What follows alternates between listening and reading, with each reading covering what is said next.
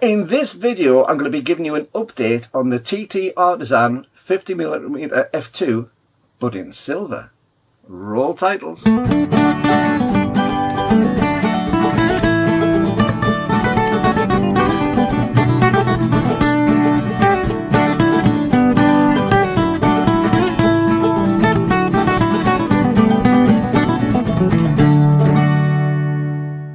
Well, hi YouTube, Brian James at Micro Four Thirds guy with a very quick video before the end of 2022, and just enough time to get this one in because I've got an exciting email which has been sent to me through by TTArtisan. Now, I don't know if you remember, but way back in September, I did a review on a TTArtisan 50mm f2 lens, fully manual lens for Micro Four Thirds and 6 other formats, and I gave it quite a good review. I really enjoyed using the lens, and I've used it quite a lot since. Now, in this case, I did receive a lens from TTArtisan in the first place, but they haven't asked me to do this video, so this is a non-sponsored video in that sort of respect. But I did receive a lens through, and I'm still using that lens and enjoying it. But this isn't a review on that lens. This is just to tell you a little bit of interesting news, because one of the cameras I used my TTArtisan lens on was my Lumix G100, which is a lovely silver-bodied camera. And the black lens, well, it looked like any other black lens on there. But TTArtisan have now produced one in silver, and it's fabulous. And I'm just going to remind you of some of the specs. Now, there is a video, as I say, the video came out in September. Have a look above, there'll be a link there. But just to remind you that it's available in 7 lens mounts: the E mount, X mount, EOS M for Canon, Micro Four Thirds, RF, the Z mount for Nikon, and also an L mount. It is available, as I say, in silver. It is a full metal body. It's in exactly the same lens as I did my review on. But just to remind you some of the specs on it, it's a 50mm fixed focal length lens, f2, and will go to a full frame. Although it's able to be used on full frame cameras, it's actually not a huge lens, even though the Micro Four Thirds. It is quite solid. It's 190 grams in overall weight. Maximum aperture is f16, minimum f2, as I say. Well, depends. I said about 190 grams. Depends on the mount which is on it. That changes from between 190 and 210. But you get the idea. It's still not a silly heavy lens. It's good, but it's solid, all metal construction.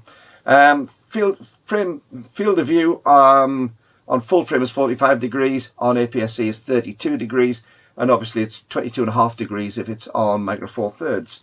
6 elements in 5 groups.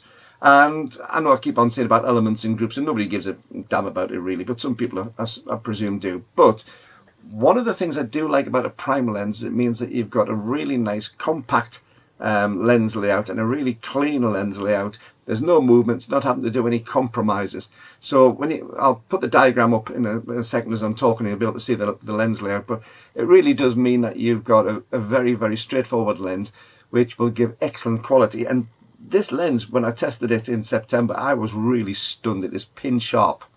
Now, of course, remember on Micro Four Thirds body, on a Micro Four Thirds format, this 50mm lens is the equivalent of full frame of a 100mm lens. So if you know, it's going to give you the same effect of using a 100mm lens on a full frame. So it is a medium telephoto lens insofar as Micro Four Thirds, as opposed to a standard lens on full frame.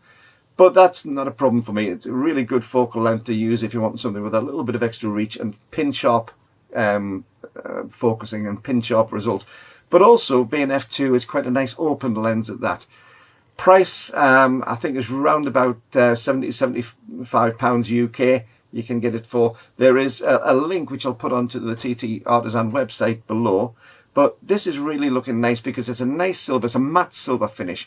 And you see from some of the photos that I'm putting up here, it means that the markings on the lens are incredibly clean and easy to see. It really does look nice, and I can't wait to get my hands on one actually, because I think it's going to be a really nice finish. That matte silver finish really looks good. And there's actually a photograph, if you look, I'll stick it up now, which has got the silver lens on the GX8, the same as I've got, in silver. And I think you'll agree with me, it looks the business. So as I say, very, very quick video on this one. If you've enjoyed this video, please give me a thumbs up, because it really does help YouTube's algorithms to spread the word to more and more. And if you're not a subscriber, please subscribe below as well. But also, if you have used this lens, especially since my last review on it, please drop me a comment below. Or if you're interested in the idea of a medium telephoto prime lens for a Micro Four Thirds, again, let me know in the comments below as to what you're thinking, whether you'd be interested in this. Remember, it is a fully manual lens, and the aperture is set on the lens itself, as is your focus. And if you remember in the video in September, I really did sort of enjoy going back out to some of that basic shooting again, where it was almost like going back to the old days, and I thoroughly enjoyed it.